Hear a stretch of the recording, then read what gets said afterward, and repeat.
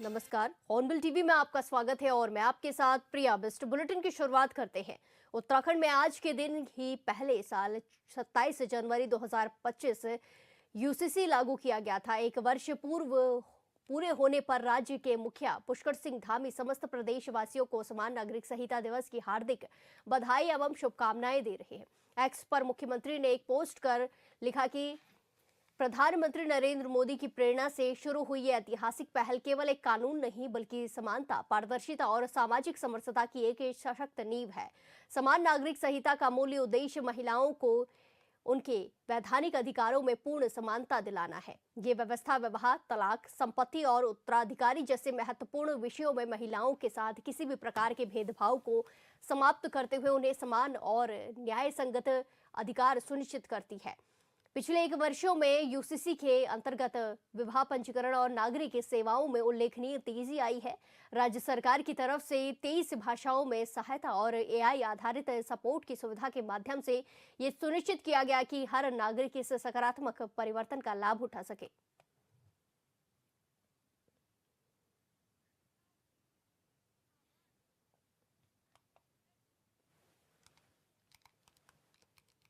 इसी के साथ खबरों में आगे बढ़ते हैं। इस वक्त की बड़ी खबर यूसीसी से जुड़ी है, जहां समान नागरिक संहिता में अहम बदलाव किए गए हैं। उत्तराखंड सरकार ने लागू किया संशोधन अध्यादेश, राज्यपाल की स्वीकृति के बाद किया गया है लागू। बड़ी खबर आपको बताई जा रही है, जहां यूसीसी में कुछ बदलाव किए गए हैं। यूसीसी के क्रियान्वयन से जुड़ी प्रतीकात्मक, प्रशासनिक, दंडनात्मक कमियां दूर की गई है। सचिव के स्थान पर अपर सचिव को किया गया है समक्ष प्राधिकारी नामित। बदलाव किए गए हैं, जहां यूसीसी के क्रियान्वयन से जुड़ी प्रशासनिक, दंडात्मक कमियां जो भी देखी गई थी उनको दूर किया गया है। इसी के साथ सचिव के स्थान पर अपर सचिव को सक्षम प्राधिकारी नामित किया गया है। बड़ी खबर आपको बताई जा रही है, जहां यूसीसी में कई सारे बदलाव किए गए हैं और समान नागरिक संहिता में बदलाव करके संशोधन अध्यादेश को लागू कर दिया गया है। आपको बता दें कि राज्यपाल की स्वीकृति मिलने के बाद इसे लागू किया गया है। संशोधन किए गए हैं, जहां प्रक्रियात्मक, प्रशासनिक, दंडात्मक कमियां दूर की गई हैं। इसी के साथ सचिव के स्थान पर अपर सचिव को सक्षम प्राधिकारी नामित किया गया है। बड़ी खबर आपको बताई जा रही है यूसीसी से जुड़ी, जहां यूसीसी में कई अहम बदलाव किए गए हैं। जो भी कमियां देखने को मिली थी, प्रशासनिक कमियां, दंडनात्मक कमियां, उन्हें पूरा किया गया है, अब दूर कर दिया गया है और उनमें बदलाव किया गया है। इसी के साथ सचिव के स्थान पर अपर सचिव को सक्षम प्राधिकारी नामित किया गया है। यूसीसी में अहम बदलाव देखने को मिले हैं। जो भी कमियां देखने को मिली थी उन्हें दूर किया गया है और बदलाव करके जो संशोधित विधेयक है उसे पारित कर दिया गया है। आपको बता दें कि राज्यपाल की स्वीकृति मिलने के बाद ये विधेयक में जो भी संशोधन किए गए हैं वो लागू हो गए हैं। बड़ी खबर आपको बताई जा रही है, जहां पिछले साल 27 तारीख को यूसीसी प्रदेश में लागू किया गया था और आज इसमें संशोधन किए गए हैं। इस खबर पर ज्यादा जानकारी के साथ सीधे जुड़ेंगे हमारे संवाददाता योगेश आर्य से। योगेश, यूसीसी में अहम बदलाव किए गए हैं, क्या कुछ वो प्रमुख बदलाव हैं? हाँ देखिए जिस तरह से समय समय पर देखा गया कि यूसीसी में बदलाव किए जा रहे हैं और लगातार बदलाव की स्थिति देखने को मिल रही है कि संशोधन किया जा रहा है ताकि जो रजिस्ट्रेशन के मामला है वो जो है आसानी तौर पर देखने को मिल सके। तो ऐसे में रजिस्ट्रेशन के प्रावधान को लेकर के जो है सहायता इसमें दी गई है। इसके साथ साथ जो विदेशी तौर पर जो है पहले कहा गया था कि उनको काफी समस्याएं आ रही थी, उसके लिए भी इसमें संशोधन किया गया ताकि वह भी अपना रजिस्ट्रेशन आसानी से करा सके। तो निश्चित तौर पर समय समय पर देखा जा रहा है कि यूसीसी में बदलाव देखने को मिल रहे हैं और आज इस तरह से यूसीसी को लेकर भी एक कार्यक्रम जो है आयोजित किया जा रहा है, क्योंकि एक साल जो है यूसीसी को लागू हुए हो गया है और निश्चित तौर पर ऐसे में जो बीच बीच में संशोधन किए गए उनके विषय में और तमाम तरह के विषयों पर जो है आज इस पर व्याख्यान होगा, कार्यक्रम आयोजित जो है रहेगा। उसमें मुख्यमंत्री पुष्कर सिंह धामी जी बिल्कुल योगेश, एक साल यूसीसी को भी लागू हुए हो चुका है, तो आज कहाँ-कहाँ कार्यक्रम रखे गए हैं और मुख्यमंत्री का कहाँ-कहाँ दौरा है?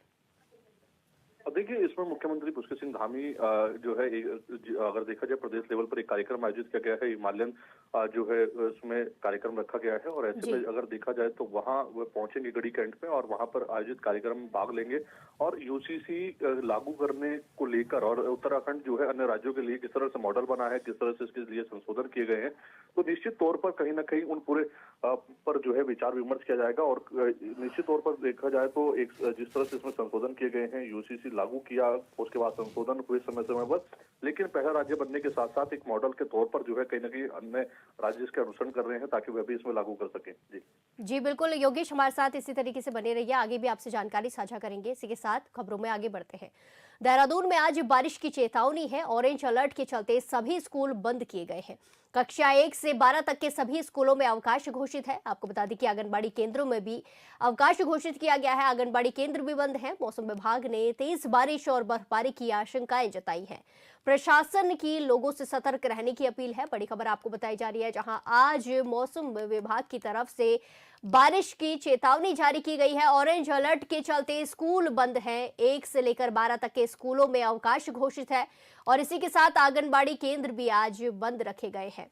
मौसम विभाग की तरफ से जानकारी साझा की गई है और ऑरेंज अलर्ट कई जिलों के लिए जारी किया है और इन जिलों में 1 से लेकर 12 तक के स्कूलों में अवकाश घोषित है। आपको बता दें कि आंगनबाड़ी केंद्र भी बंद है।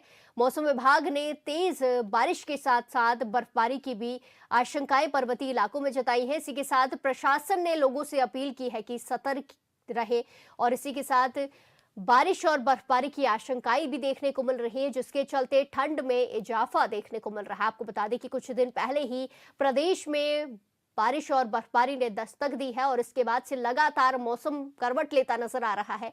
भारी बारिश देखने को मिल रही है, कई जिलों में तो कहीं बर्फबारी भी देखने को मिल रही है। इसी को देखते हुए मौसम विभाग भी अलर्ट मोड पर है। मौसम विभाग के अलर्ट को देखते हुए भी पुलिस प्रशासन सरकार भी सतर्क है। ऐसे में चेतावनियां जारी की जा रही हैं। ऑरेंज अलर्ट के चलते स्कूल भी बंद रखे गए हैं।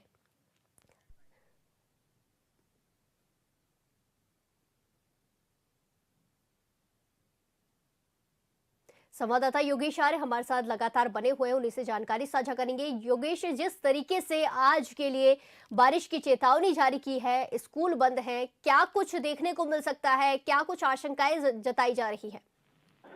देखिए प्रिया, एक बार फिर जो है पश्चिमी विक्षोभ के सक्रिय होने के चलते जो है ये जाहिर हो रहा है कि अनुमान जो है मौसम विभाग द्वारा जताया गया है कि आज जो है कुछ इलाकों में बारिश और बर्फबारी देखने को मिल सकती है और उसी के चलते जो है ऑरेंज अलर्ट जो के चलते देहरादून में भी सभी स्कूल जो है बंद किए गए हैं। बारिश और बर्फबारी की चेतावनी के बाद जिला प्रशासन अलर्ट हुआ है।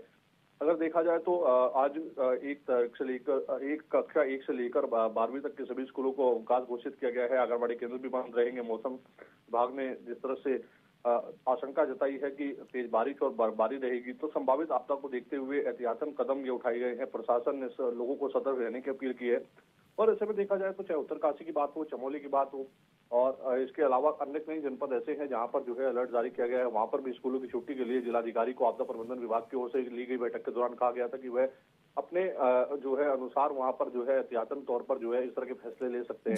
जी बिल्कुल योगेश, ऐसे में पर्यटकों का भी आगमन तेज हुआ है बर्फबारी को देखते हुए, क्योंकि लगातार दूसरे राज्यों में इंतजार रहता है लोगों को कि बर्फबारी कब उत्तराखंड में होगी और हम जाएंगे। तो ऐसे में क्या कुछ देखने को मिल रहा है, क्योंकि पर्यटक आते हैं और बर्फबारी की वजह से कई सारे मार्ग भी बाधित होते हैं, तो वहां क्या कुछ नजारा है और क्या कुछ स्थिति उत्पन्न हो रही है? देखिए, अगर ऊपर जनपदों की बात की जाए तो हाल ही में बर्फबारी हुई और बर्फबारी के क्रम जो है कई कई जनपदों में अभी हल्की फुल्की जो है जारी है और ऐसे में देखा जाए तो उसके चलते जो है पर्यटकों ने भारी तादाद में जो है उत्तराखंड का रुख किया और उत्तराखंड के जो है ऊपरी पहाड़ियों पर पहुंचे जहां पर बर्फबारी हो रही है। सैलानी वहां पर मजा लेते हुए नजर आ रहे हैं और कई तस्वीरें भी जो सामने आ रही हैं। तो निश्चित तौर पर अगर बर्फबारी और बारिश का क्रम जो है जिस तरह से एक बार फिर अनुमान मौसम विज्ञान केंद्र की ओर से जताया गया है होता है, तो निश्चित तौर पर पर्यटकों के बढ़ने की आशंका जो है वो कहीं ना कहीं सामने आ रही है और उसके लिए प्रशासनिक तौर पर तमाम जो व्यवस्थाएं हैं वो की जा रही हैं। और इसके साथ साथ जो है जो पर्यटक आ रहे हैं उनसे एहतियातन के तौर पर जो है अपील की जा रही है कि वे बर्फबारी के दृष्टिकोण जो है एहतियात जरूर बरते, क्योंकि ऐसे में गाड़ियों की फिसलन का जो है मामला कई बार देखने को मिलता है कि बर्फबारी में गाड़ियां फिसलती हैं तो उस दौरान जो है कहीं हादसे देखने को मिलता है। जी बिल्कुल योगेश, ऐसे में शीतकालीन यात्रा भी चल रही है और कुछ दिनों में चारधाम के कपाट भी खुल जाएंगे, तो शीतकालीन यात्रा में भी कोई इजाफा हुआ है, क्योंकि पर्यटक पहुंच रहे हैं तो वो शीतकालीन यात्रा के लिए भी जरूर रुक कर रहे होंगे। तो वहां पर क्या इसकी असर कोई देखने को मिल रहा है? बर्फबारी से पर्यटक शीतकालीन यात्रा के लिए भी जा रहे हैं? देखिए, शीतकालीन यात्रा के लिए अगर देखा जाए तो पिछले वर्ष इस यात्रा को शुरुआत की गई और उसके बाद इस बार भी जो है उसका प्रचार प्रसार बड़ी संख्या में जो है किया गया। तो सभी ने अपील की कि शीतकालीन जो यात्रा है उस पर आए, चाहे वो केदारनाथ के ओमकारेश्वर हो, चाहे मुख्यमठ में और इसके साथ ही जो है जिस तरह से बद्रीनाथ के जो कपाट बंद होने जी। के बाद शीतकालीन के लिए आदि बदली, तो ऐसे ही तमाम जो कहीं ना कहीं जिस तरह से शीतकालीन यात्रा को चलाया गया था उसके प्रचार प्रसार उसमें बड़ी संख्या में देखने को मिल रहा जी है कि बिल्कुल लोग जो बिल्कुल है योगेश, मौसम का असर भी देखने को मिल रहा है, लगातार पर्यटक भी पहुंच रहे हैं। धन्यवाद हमारे साथ तमाम जानकारी साझा करने के लिए। खबर उत्तरकाशी से है, जहां विश्व प्रसिद्ध गंगोत्री धाम में गैर हिंदुओं का आना प्रतिबंधित कर दिया गया है। मंदिर पर समिति की ओर से बैठक बिठाकर सर्वसम्मति से ये फैसला लिया गया। उत्तराखंड सरकार की ओर से हरिद्वार की हर की पैड़ी समेत कई धार्मिक स्थलों पर गैर हिंदुओं का प्रवेश वर्जित किया गया है। साथ ही कई धार्मिक संगठनों की ओर से बद्रीनाथ और केदारनाथ में भी गैर हिंदू धर्म के लोगों को प्रतिबंधित करने की मांग उठ रही है। मंदिर समिति के सचिव सुरेश सेमवाल ने बताया कि रविवार को मंदिर समिति की बैठक में निर्णय लिया गया कि गंगोत्री धाम में मंदिर और गंगा घाटों पर गैर हिंदुओं का प्रवेश वर्जित रहेगा। सुरेश सेमवाल ने बताया कि सिख धर्म के अनुयायी हमारे ही धर्म का ही एक शाखा माने जाते हैं और उन पर यह प्रतिबंध लागू नहीं होगा। वहीं गंगोत्री विधायक सुरेश चौहान ने बताया कि उन्होंने मंदिर समिति के निर्णय के बारे में सुना है, पर कानून के हिसाब से जो प्रक्रिया है सरकार उसी के अनुसार निर्णय लेगी। अब मानिए, हमारे पूरे देश में आज भी मुसलमानों को अंदर भावना इतनी गलत है सनातनों के प्रति। मूल जो हमारा प्रश्न है कि गंगोत्री धाम में मुसलमान का पूर्णतः वर्जित होना चाहिए, और जो और दूसरी जाति के लोग हैं जैसे सरदार हैं, जो सिख धर्म के लोग हैं, वो तो हमारे उनसे बड़े संबंध हैं बचपन पहले से ही, हमारे सनातन से ही निकले हुए लोग हैं। बुद्धिज़्म भी सनातन से निकला हुआ है। लेकिन मूलतः मेरा जो प्रश्न है, जिनके अंदर हम लोगों को काफिर माना जाता है, तो क्या मतलब है कि हम उनको अपने मंदिरों में प्रवेश करने दें? तो सबसे मूल हमारा प्रश्न है कि जो मलिक है, जो मुसलमान हैं और जो विदेशी है ईसाई, इन लोगों को हमारे मंदिर में प्रवेश नहीं होना चाहिए। ऐसी मेरी हम लोगों ने आपस में बात की और ये निर्णय लिया। जय गंगा। कहाँ पे होंगे ये? मुखवा में भी होगा या अभी तो हम इसको गंगोत्री से ही प्रारंभ करेंगे। मुखबा का तो अभी 1-2 महीने बाद कपाट खुलना है, तो इसको हम कार्यक्रम प्रारंभ करेंगे गंगोत्री धाम से। इस वर्ष से ही प्रारंभ करना चाहेंगे। जय गंगा मैया की। धन्यवाद। देखिए, ये हमारे धार्मिक स्थल हैं चारों धाम, और इन चारों धाम में जो हमारी धार्मिक संस्थाएं हैं वो अपने तरफ से स्वतंत्र है, और हम सब की आस्था चारों धाम पर है। लेकिन जो संस्था के द्वारा जो ये प्रस्ताव लाया गया, इसमें हमारी सरकार भी देखेगी कि वहाँ का वातावरण न बिगड़े और वहाँ की धार्मिक आस्था को भी ठेस न पहुँचे। ऐसी भावना के साथ, क्योंकि आज 26 जनवरी है, गणतंत्र दिवस है, संविधान और एक्ट के अंदर जो भी बात होगी उसमें हमारी सरकार हर समय तत्पर रहती है। लेकिन देखेंगे कि मंदिर समिति वालों ने किस स्तर का ये प्रस्ताव लाया, ये भी एक विचार है उनका, और इस विचार पर विचार किया जाएगा कि पूछा जाएगा कि क्या। इस खबर पर ज्यादा जानकारी के साथ सीधे जोड़ेंगे हमारे संवाददाता दीपक नौटियाल से। दीपक, जिस तरीके से गंगोत्री धाम में गैर हिंदुओं की एंट्री पर अब बैन लगा दिया गया है, क्या कुछ इसमें देखने को मिल रहा है, और इस फैसले के बाद कहां-कहां इस फैसले को और भी लागू किया जाएगा? बताया जा रहा है कि कुछ दिनों बाद मुखवा के कपाट खोलेंगे तो वहां भी इसे लागू किया जाएगा। फिर बद्रीनाथ केदारनाथ को लेकर भी मांग उठ रही है। जी बिल्कुल प्रिया, आपको बता दूं कि गंगोत्री मंदिर समिति ने रविवार को जो है एक जो उनकी बैठक होती है उसमें उन्होंने निर्णय लिया कि जो गंगोत्री मंदिर धाम है उसमें जी हिंदू धर्म से जुड़े अन्य से अलावा जो भी अन्य धर्म से जुड़े लोग हैं उनको आने पे जो है बिल्कुल बैन रहेगा। साथ ही साथ में जो सिख धर्म और जो हिंदू धर्म की शाखाएं हैं उन पे ये बैन नहीं रहेगा। लेकिन जो हिंदू धर्म से अलावा जो लोग हैं वो गंगोत्री में जो है प्रवेश नहीं कर सकते। साथ ही साथ में उसने जो यमुनोत्री धाम है वहाँ के जो समय सचिव हैं पुरुषोत्तम उनियाल जी, उनसे भी मेरी बात हुई तो उन्होंने कहा कि ये जो आने वाला जो यात्रा सीजन है यमुनोत्री धाम में भी जो है इस समय जो है जो गैर हिंदुओं की एंट्री बंद रहेगी। जी बिल्कुल दीपक, ऐसे में गैर हिंदुओं की एंट्री बंद कर दी गई है तो इसका कुछ असर देखने को मिलेगा क्या? सच में काफी ज्यादा संख्या में ऐसे तीर्थ स्थलों पर गैर हिंदू पूजा करने के लिए आते हैं या दर्शन करने के लिए आते हैं पहले? जी प्रिया, आपको बता दूं कि गैर हिंदू यहाँ पे पूजा करने के लिए तो नहीं आते हैं, लेकिन अगर बात की जाए तो ये जो इनका जो पर्यटन होता है, होटल व्यवसाय जी। से लोग में यहाँ पे आते हैं, कुछ दुकानें वहाँ पे लगती है, जैसे गंगोत्री धाम की अगर बात करें तो वहाँ पे भी पिछली बार जो है कई गैर हिंदू लोग जी। वहाँ पे थे। साथ ही साथ में जो है जो क्रिश्चियन धर्म के लोग होते हैं वो भी एक पर्यटक के तौर पे वहाँ पे आते हैं। तो इस प्रकार से जो जो लोग जी। हैं शायद जो है उन्हीं के लिए जो है जी बिल्कुल, मंदिर धन्यवाद कमेटी दीपक हमारे साथ तमाम जानकारी साझा करने के लिए।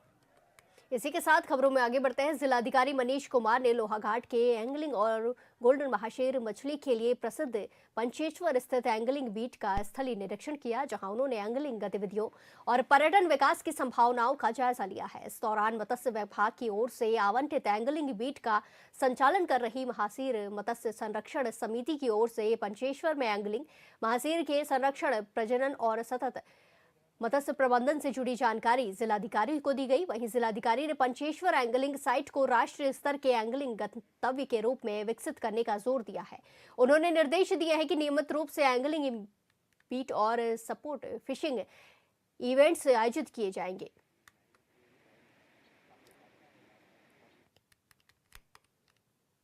बीते शुक्रवार से जारी भारी बर्फबारी ने चक्राता और आसपास के इलाकों में जनजीवन पूरी तरीके से अस्त व्यस्त कर दिया है।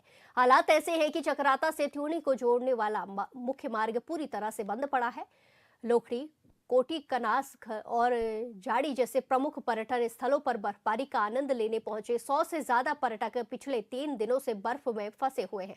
कई इलाकों में बिजली के खंभे और ट्रांसफार्मर क्षतिग्रस्त होने से बिजली आपूर्ति पूरी तरीके से ठप हो गई है। पर्यटकों का आरोप है कि वो बीते 3 दिनों से मदद का इंतजार कर रहे हैं, लेकिन अब तक प्रशासन की ओर से कोई भी ठोस सहायता नहीं पहुंची है। वहीं प्रशासन का कहना है कि जेसीबी और स्नो कटर मशीनों की मदद से सड़कों से बर्फ हटाने का काम लगातार जारी है और जल्द ही सभी फंसे लोगों तक राहत पहुंच पाएगी।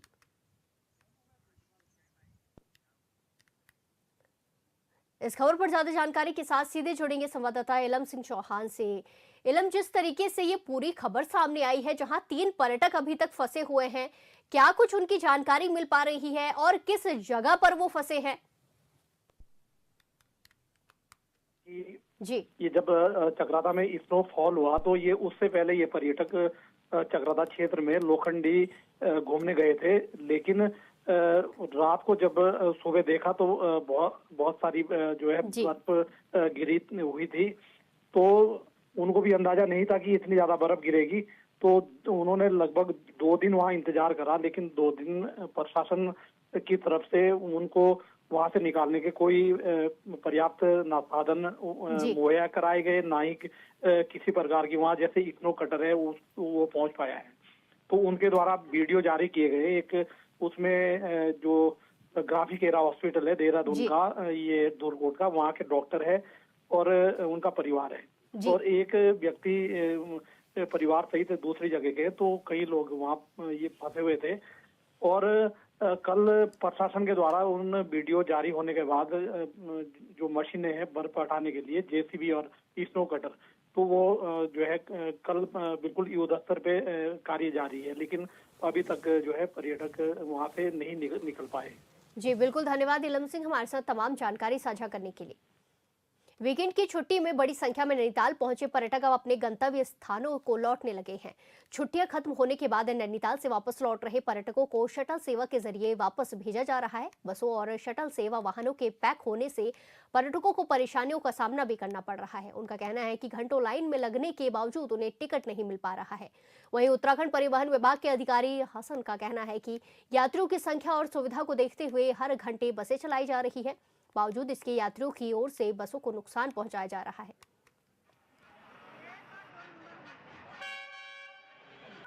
हम यहाँ लाइन में लगे हुए थे टिकट लेने के लिए। जब हमारा नंबर आया तो उन्होंने बगल से स्टाफ आके कह रहा है कि हम दे देंगे आपको, और देने के बजाय वहाँ गए लेने के लिए तो वहाँ भी नहीं दे रहे हैं, सब हलचल मचा दिए। 1 घंटे से लगे हुए हैं हम यहाँ पे लाइन पे, तो अभी तक टिकट नहीं, अभी नहीं मिला टिकट। और देने का जैसे नंबर आया मैंने लेने का तो बंद कर दिया देना ही। बसेस कितनी आ रही है? बसेस कम? बसेस तो ठीक है, बसेस में कमी नहीं है, बसेस आ रही है, बट टिकट जो है ये लोग देखते हैं, टिकट जो है ना बस में कभी देते हैं और कभी यहाँ से देना शुरू कर दिए। यहाँ से कहने बिना दिए लिए टिकट हम बस में बैठने नहीं देंगे। हमारा 1 घंटा से खराब हो रहा है, हम लेट हो जाएंगे। हमें परेशानी ये हो रही है, हम लोग 1 घंटे से लाइन लगाए, यहाँ से उठ के बार बार चले जा रहे काउंटर वाले। सख्ती से बांटे ना टिकट सबको। टिकट के लिए लाइन देखिए और टिकट नहीं मिल पा रहा, ये परेशानी है। और टिकट काटने वाला सिर्फ एक बंदा है, लेडीज की लाइन भी उसी में लगी है, उसी में जेंट्स की भी लाइन है, टिकट नहीं मिल पा रहा ना। टिकट यहाँ भेज रहे, रुपुर से नैनीताल आया था घूमने और मेरी फैमिली को बस कंडक्टर ने गेट के पास दरवाजे में खड़ा करा और यहाँ से उसने पूरी बस भरवा दी अपनी ब्लैक में। टिकट में परेशानी हो रही है, बसों में परेशानी हो रही है। टिकट मिलेगा, 1-1.5 घंटे से खड़े हैं। बताओ नैनीताल जिस जगह में लोकल वालों का ये हाल है, बाहर वालों का क्या हाल होगा बताओ।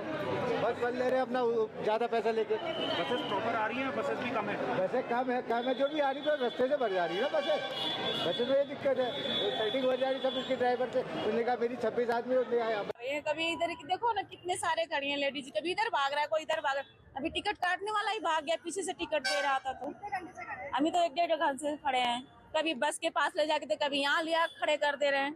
क्या करनी चाहिए, यहाँ के तो प्रशासन को करनी ही चाहिए, क्योंकि टूरिस्ट इतने दूर दूर से आते हैं।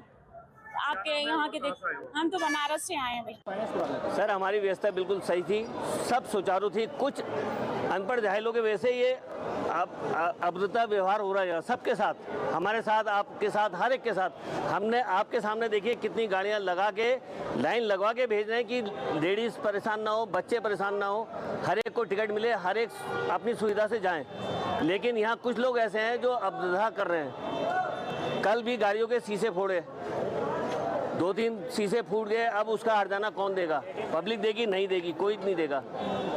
अब हम लोग व्यवस्था जब आपकी कर रहे हैं तो क्यों नहीं आप लाइन से लग रहे हैं? लगी हैं, अभी देखिए आपके सामने इतनी गाड़ियां गई हैं, 7-8 बसें अभी लगातार भेज दी हैं। वहाँ से नीचे से आने में टाइम लग रहा है, यहाँ से जाने में नहीं लग रहा, क्योंकि भीड़ यहाँ। इस बुलेटिन में फिलहाल के लिए इतना ही। बाकी तमाम खबरों के लिए देखते रहिए हॉर्नबिल टीवी। नमस्कार।